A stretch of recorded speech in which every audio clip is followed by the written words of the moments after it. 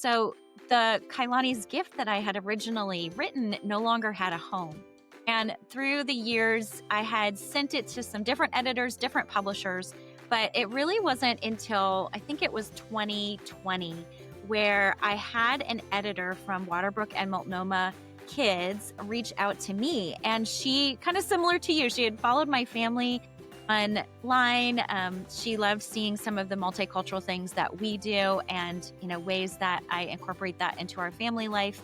And she said, "Oh, would you ever be interested in writing a children's book?" And I was like, well, that's funny because I've already published one and I have a sequel that I wrote and several other kind of ideas in the works. So long story short, loved being able to connect with that editor. And when she read this manuscript, she really loved it. And we started working on it as one of the projects that I would be publishing with that company. So I'm super grateful for Bumi Ishola, who is my editor for that. And it's so interesting because it's a book about perseverance, and it took more than 10 years for this book to come to fruition. So in many ways, kind of the backstory was also about having perseverance. That's fun how God kind of makes it part of your own journey as you're working through trying to tell a story to children and families.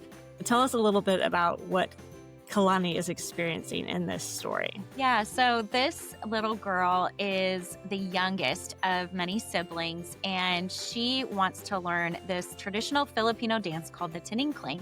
And her siblings are really good at it, and they're practicing. And so she kind of, is the little sister off in the corner who's like, I want to learn. But it turns out it's actually a pretty hard, complicated dance. And so that's why it requires courage and requires perseverance from her.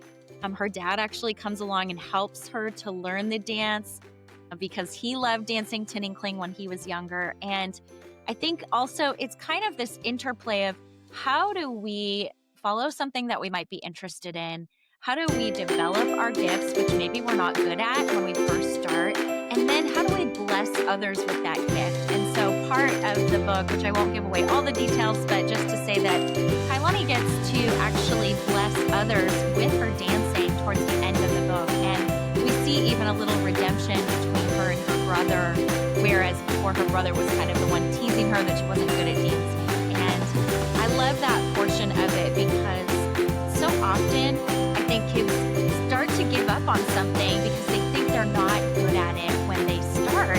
And it does require perseverance. And it might be the thing that we are actually very talented and gifted at if we put the work in. I love that message because I have a bunch of perfectionists in my own home. And so they rarely will step into something that has piqued their interest because they fear not succeeding in it. And I know that's part of my own story too. And it's amazing if we just take the time to know that even if I'm not the best at it, I can still enjoy the process, enjoy learning, and can still bless others with a talent that I am working and developing on, whether that's dancing or writing or football, whatever that might be for our kids. So I love that message. Now, what do you hope kiddos kind of walk away from Kalani's story with?